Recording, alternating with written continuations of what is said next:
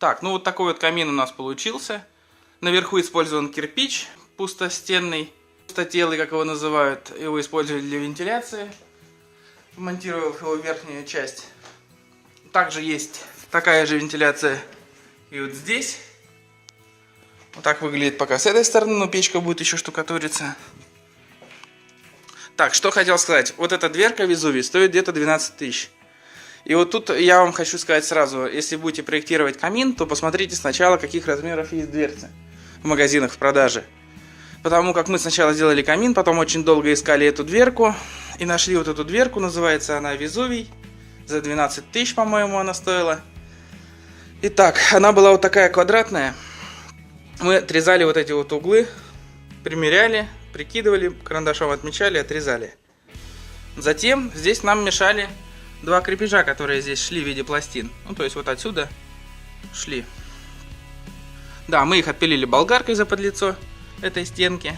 И одну использовали здесь тоже. Сделали шаблончик, вырезали из этой железки такой полукруг и приварили с той стороны к этой дверке. Все покрасили порошковой черной термостойкой краской.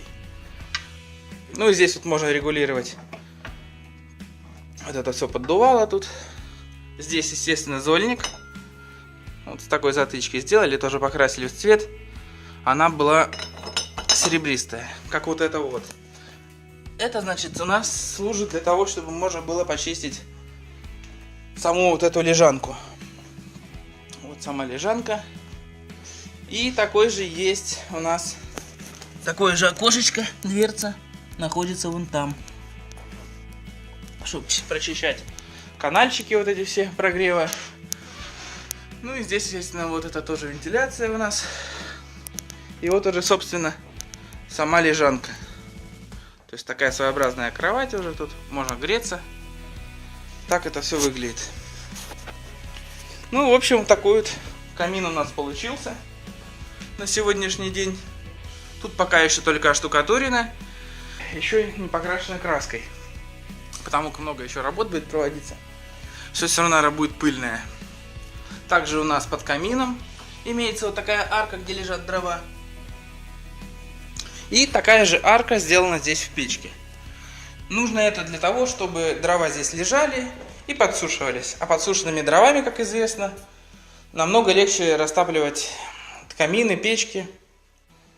Ну и здесь, естественно, у нас дверка для дров.